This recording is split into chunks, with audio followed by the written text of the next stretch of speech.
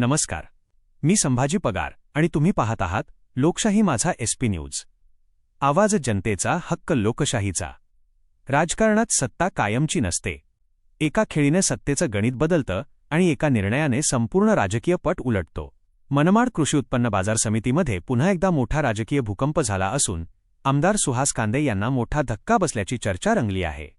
बाजार समितीचे सभापती संजय सयाजी पवार यांनी आपल्या पदाचा राजीनामा दिला असून यामुळे मनमाडच्या राजकीय वर्तुळात मोठी खळबळ उडाली आहे. मिळालेल्या माहितीनुसार दीपक गोगड आणि गणेश धात्रक यांनी मुख्यमंत्री एकनाथ शिंदे यांच्या गटाचे 6 संचालक आपल्या बाजूने वळवले आणि बाजार समितीतील सत्तेचे गणित पुन्हा एकदा बदलल्याचे सांगितले जात आहे. आता पाहूया संपूर्ण राजकीय प्रवास. मनमाड बाजार समितीच्या निवडणुकीत सुरुवातीला समीर भुजबळ, गणेश धात्रक आणि दीपक गोगड यांच्या नेतृत्वाखाली एकहाती सत्ता आली होती. मात्र काही काळानंतर नांदगाव विधानसभेचे आमदार सुहास कांदे यांनी राजकीय खेळी करत दीपक गोगड यांचे संचालकपद रद्द केले.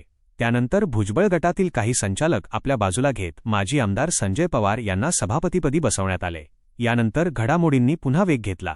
गेल्या काही दिवसांपासून आमदार सुहास कांदे आणि सभापती संजय पवार यांच्यात अंतर्गत मतभेद निर्माण झाल्याची चर्चा होती. या परिस्थितीचा फायदा घेत दीपक गोगड आणि गणेश धात्रक यांनी तातडीने राजकीय हालचाली केल्या. त्यांनी शिंदे गटाचे तब्बल 6 संचालक आपल्या बाजूने वळवले आणि बाजार समितीतील बहुमताचे संपूर्ण गणित बदलून टाकल्याचे सांगितले जात आहे. बहुमत गमावल्याचे स्पष्ट होताच आणि आमदारांसोबतच्या वादाच्या पार्श्वभूमीवर सभापती संजय सयाजी पवार यांनी अखेर 10 जुलै 2026 रोजी जिल्हा उपनिबंधक सहकारी संस्था नाशिक यांच्याकडे आपल्या सभापतीपदाचा अधिकृत राजीनामा सादर केला. 21 नोव्हेंबर 2025 पासून ते या पदावर कार्यरत होते. राजीनामा पत्रात त्यांनी वैयक्तिक कारणास्तव राजीनामा देत आहे असे नमूद केले असले तरी या निर्णयामागे मोठे राजकीय नाट्य असल्याची चर्चा राजकीय वर्तुळात सुरू आहे. या संपूर्ण घडामोडींमुळे आमदार सुहास कांदे यांना त्यांच्या बालेकिल्ल्यात मोठा राजकीय धक्का बसल्याची चर्चा आहे.